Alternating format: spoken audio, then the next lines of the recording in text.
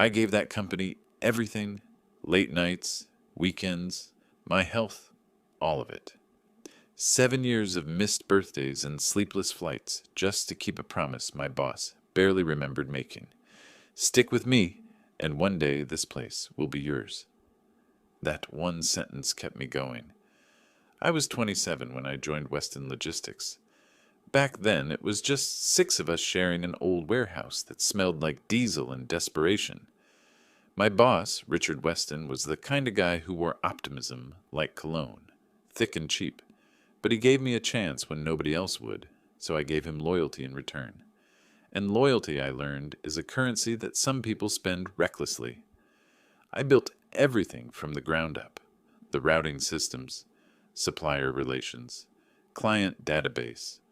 I was the guy who showed up before sunrise to make sure our trucks rolled out on time. The guy who stayed after everyone left to fix whatever went wrong. I negotiated with suppliers when cash was tight. I kept our drivers happy when fuel prices soared. So when we finally landed the Sterling account, an $850,000 annual contract with one of the largest retailers in the state, Richard called me the backbone of this company. I didn't need the praise, just a seat at the table when we signed that deal. The meeting was supposed to be a celebration, champagne, handshakes, the start of a new chapter. Instead, it became the day I realized that everything I built could be taken from me with a smile. Richard stood there in the conference room, leaning on the table like a proud father. "Everyone, I want to introduce the man who will help us take Weston Logistics to the next level," he said, his voice booming with enthusiasm. I expected him to gesture toward me. Instead, he turned to the tall, tanned guy in a navy suit beside him. "Meet Daniel Carter, our new operations manager." The room clapped. I didn't. "Daniel. Call me Dan," he said. Had that effortless arrogance people develop after years of being told they're the smartest in the room. MBA, corporate background, old college buddy of Richard's. The kind of guy who said things like, "Let's circle back," and synergy, without irony. I remember smiling, tight and polite. "Nice to meet you," I said. He smirked. "Oh, I've heard all about you. The guy who runs everything, right?" Richard laughed like it was a compliment. My stomach turned. For the rest of that meeting, I sat there invisible while they talked about streamlining processes and modernizing systems. Words that meant nothing but promised everything. When the meeting ended, Richard patted my shoulder. "Don't worry, Mike. Dan's here to help. You'll be working under him now.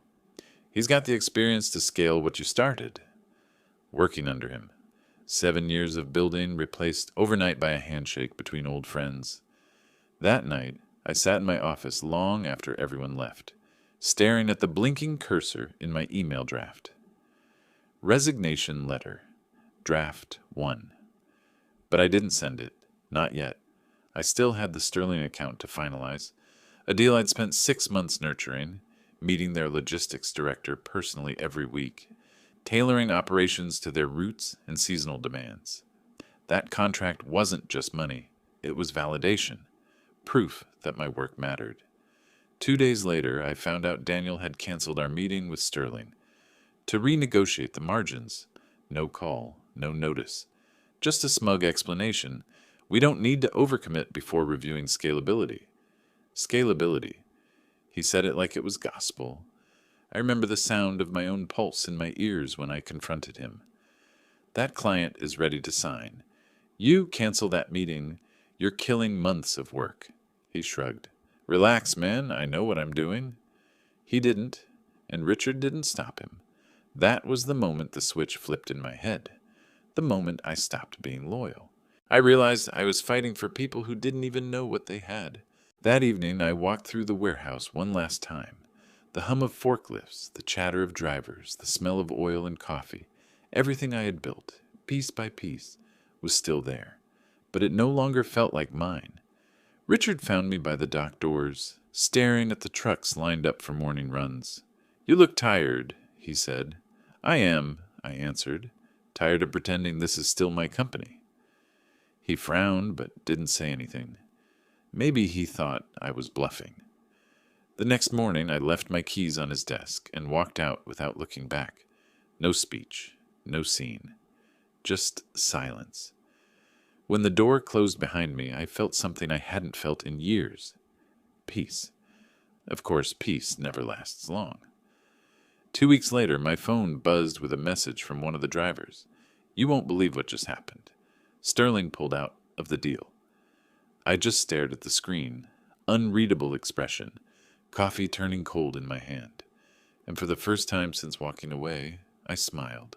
The text from our driver hit harder than I expected. Sterling pulled out of the deal. For a second, I thought it was a joke. Some dark humor between coworkers who'd seen too much chaos to be surprised by another disaster. But then the calls started, first from an old dispatcher, then from my accountant friend who still handled Weston's payroll on the side. They all said the same thing. The Sterling deal, the one worth $850,000, was dead. Apparently, Daniel had gone into the pitch meeting I scheduled, strutted in with his MBA confidence, and tried to restructure the terms. Claimed we could handle the volume cheaper, faster, and without the unnecessary custom logistics I'd proposed. He'd cut the safety margins, the flexibility, even the local partnerships that made Sterling trust us in the first place. And when the client's director asked about contingency planning for seasonal surges, something I'd spent weeks perfecting, Daniel laughed and said, "We don't overcomplicate things here." The meeting ended 20 minutes later. By the next day, Sterling had moved their business to a competitor. The number 850,000 doesn't sound personal until you realize it's people. The drivers who'd get fewer routes, the warehouse guys who'd lose shifts, the vendors whose invoices wouldn't get paid on time. I knew what that loss meant. I also knew what it symbolized. That was the cost of replacing someone who cared with someone who performed. For a while, I stayed quiet, watched from the outside as Weston Logistics began to wobble. Their social posts had slowed down. The cheerful growth updates vanished. Daniel's LinkedIn page, once full of hashtags and buzzwords, went silent. I told myself it wasn't my problem anymore. But if I'm honest, part of me still cared. Not about them, about the people I'd left behind. One night, my phone buzzed again. It was Nadia, one of our dispatch supervisors. She'd always been sharp, calm under pressure, one of the few people who understood what it took to keep the company alive. Her message was short. "You were right. He's ruining everything. The drivers hate him. The clients don't trust him. Richard keeps pretending it's fine." I called her. She answered on the first ring. "Mike, he's cutting corners everywhere," she said. "Told us to mix routes to save fuel, but that means late deliveries. He canceled overtime. Now we've got trucks coming back half empty. And the Sterling team? They sent an email saying they're reconsidering all future collaboration." Her voice cracked on that last word. I could hear the exhaustion I'd known too well. "Why don't you leave?" I asked quietly. "Because I still believe this place could have been great, if they'd just trusted you." That line sat with me long after we hung up. For days I replayed it in my head. If they'd just trusted you. Trust. That was the word I couldn't let go of. I'd spent years earning it from clients, from staff, from vendors, and Richard threw it away in a single decision. It was almost poetic. A week later, I got an email I wasn't supposed to see. It came from a former client's rep, forwarded by accident from my old company email, which apparently Daniel had never bothered to deactivate. The subject line, "Urgent, Sterling meeting follow-up." The message read, "Mr. Carter's proposal was concerning. The lack of preparation and understanding of our prior agreement makes us hesitant to proceed. Please confirm whether Mr. Bennett is still involved with Weston Logistics. If not, we may need to revisit our partnership entirely." Mr. Bennett. That was me. My hands went cold. I sat there staring at that single line. If not, we may need to revisit our partnership. I could almost hear Daniel's confident voice, the smug tone, the rehearsed corporate words that never landed right. And I imagined the look on Sterling's face when they realized the man who understood their business was gone. The irony was brutal. They'd replaced me to look more professional, but professionalism without competence is just theater. Over the next few days, more messages found their way to me. Word traveled fast in our industry, especially among logistics directors who lunch together, who gossip about which firms can be trusted and which ones overpromise. Weston's name came up again and again, never in a good way. Apparently, Daniel's bright new ideas included outsourcing fleet management and consolidating driver schedules. Translation: layoffs and chaos. By midweek, 3 of our best drivers had quit. Then Marcus, our top warehouse manager, walked out after 20 years. The dominoes were falling fast. I didn't feel triumph, not yet. What I felt was something colder, a strange mix of validation and grief, like watching a building you built with your own hands catch fire and realizing it's too late to save it. That Friday, I found myself driving past the old warehouse. It looked smaller than I remembered. The company logo, Weston Logistics, was still painted across the corrugated steel, but the shine was gone. Half the lot was empty. Through the glass doors, I saw Daniel pacing inside, phone to his ear, frustration written across his face. Behind him, Richard stood silent, rubbing his temples. I could have gone inside, could have offered help. Instead, I just sat there for a while, engine running, headlights off. And for the first time, I didn't feel like I was watching my company fall apart. I felt like I was watching justice quietly unfold. When I finally drove away, I knew I wasn't done with this story yet. Because in business, as in life, karma doesn't always hit fast, but it always finds its mark. And theirs was coming. The first time I realized karma had started working, it came through a voice I hadn't heard in months. It was Evelyn, Sterling's logistics director, the woman I'd spent half a year convincing to trust Weston Logistics. She'd always been sharp, cautious, the kind of professional who measured people twice before believing them once. Her name flashed on my phone one Monday morning while I was reviewing job listings I didn't even want. For a second, I almost didn't answer. Then curiosity won. "Mike," she said, her tone somewhere between frustrated and resigned. "I assume you have heard about the situation with Weston?" I leaned back in my chair. "Bits and pieces." "Well, you might want to know your replacement tried to pitch us again. He came in last week. New deck, new numbers, same arrogance. He told us the previous operations model was unsustainable." A dry laugh escaped her. "It was the only reason we trusted them." I didn't gloat. I didn't need to. The way she said it was enough.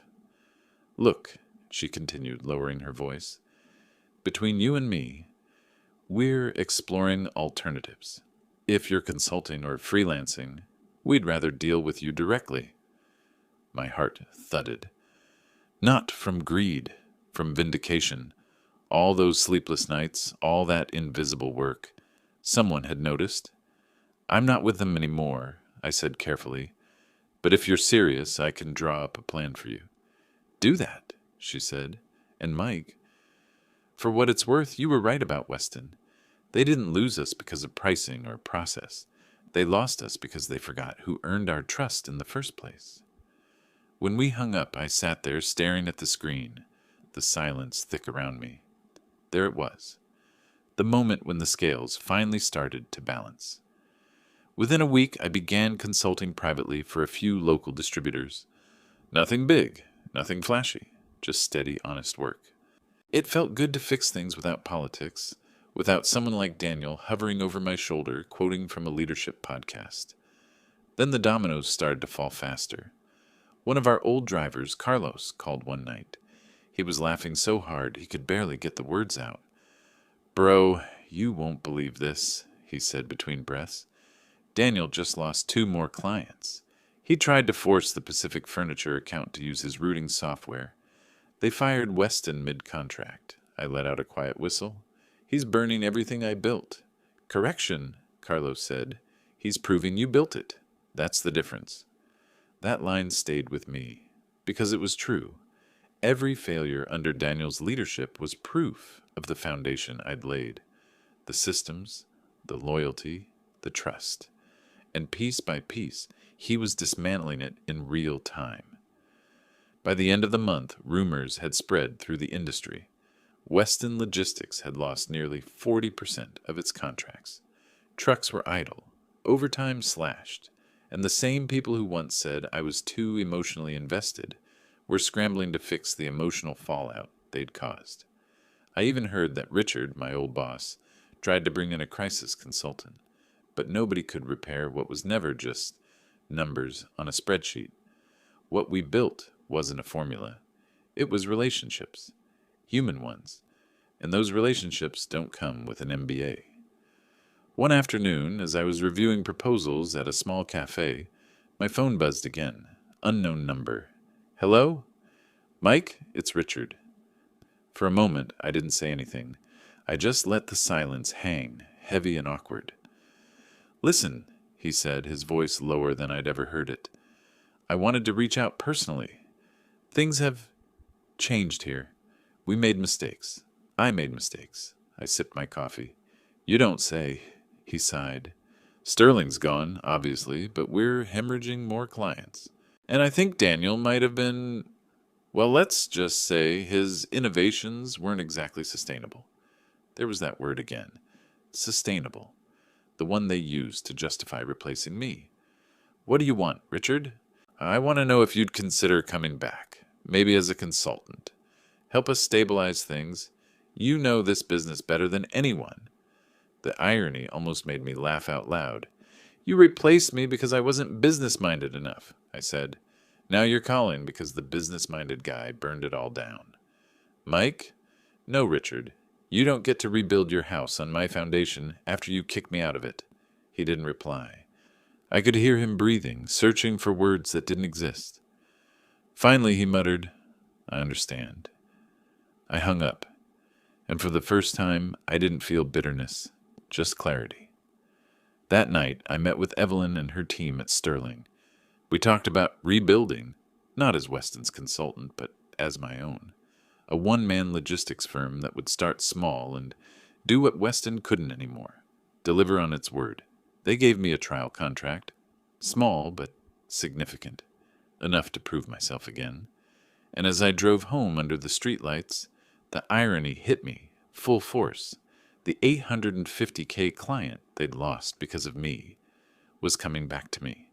No revenge, no grand gesture, just the simple, clean truth of cause and effect. I didn't need to destroy them. They were doing that on their own. All I had to do was stand still and let gravity do its work. When you walk away from something you built, there's a part of you that expects it to crumble. What you don't expect is how peaceful it feels when it finally does. 3 months had passed since that last call from Richard. 3 months of silence, rebuilding and breathing for the first time in years. My new company, Northline Consulting, wasn't glamorous. No glass offices or marble lobbies. Just a small workspace above a mechanic's shop. 2 laptops and a phone that rang more than I thought it would. I started small, routing solutions for local distributors, supplier negotiation strategies, optimizing driver schedules. The same things I used to do for Weston, except now no one second-guessed me. And one morning, the email that changed everything appeared in my inbox. Subject, Partnership Proposal, Sterling Logistics Renewal. The sender was Evelyn. Mike, after evaluating your proposal and performance during the pilot, our board has approved a full-year partnership with Northline Consulting. Total value, $850,000. Congratulations. We trust you to deliver what Weston couldn't. I just sat there staring at the screen. Same contract, same client. But this time, it was mine. I didn't cheer, didn't call anyone. I just leaned back in my chair, exhaled, and let the moment wash over me. Years of frustration, all the loyalty, the sleepless nights, the humiliation of being replaced. It all led here, not with revenge, but with quiet, earned satisfaction. By the end of that week, I'd hired 3 of my old drivers, Carlos, Nadia, and Marcus, the warehouse manager who used to run operations like clockwork. They walked into my office with smiles that said everything were home. We didn't need speeches, just mutual respect and the understanding that this time no one would take credit for someone else's work. Then came the moment that made it all real. A text from an unknown number. "Richard Weston is outside your building." I stepped to the window, and there it was. His familiar silver sedan parked on the curb, polished but tired. He climbed out slowly, adjusting his tie like a man trying to hold onto dignity that kept slipping away. When he saw me through the glass, he gave a small wave. Hesitant, almost apologetic. Against my better judgment, I went downstairs. "Mike," he said, voice strained, but polite. "It's been a while." "About 3 months," I said evenly. "What brings you here?" He hesitated, then sighed. "Weston's in trouble. We lost more contracts. Payroll's bleeding. Daniel's gone. Resigned last week. I need help." There it was. The full circle moment. The man who once told me I was too emotional for business now stood in front of me, eyes tired, voice cracking, asking for a lifeline. I didn't hate him, but I wasn't going to save him either. "Richard," I said calmly, "you made your choices. I made mine.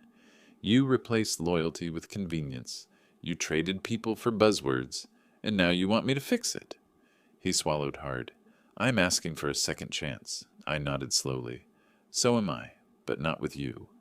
His eyes flicked past me, to the glass door where my new sign gleamed under the sunlight. Northline Consulting. Clean, simple, mine. "You landed Sterling, didn't you?" he asked quietly.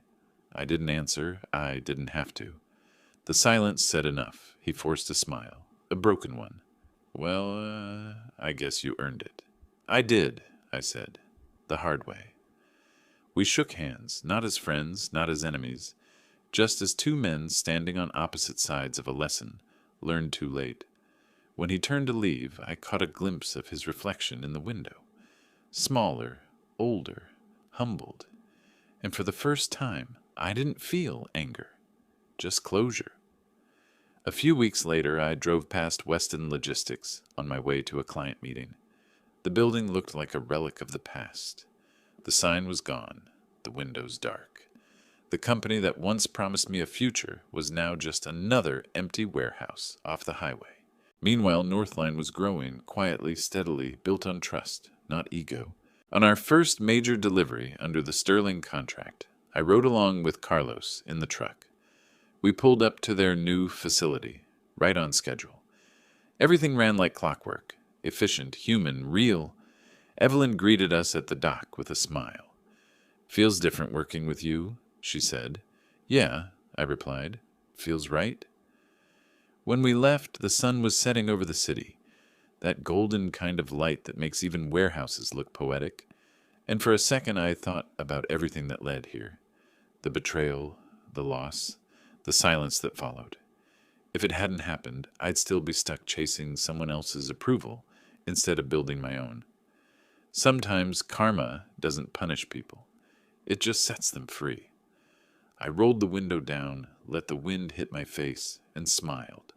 Not because I'd won, but because I'd finally stopped fighting for people who never deserved the fight in the first place.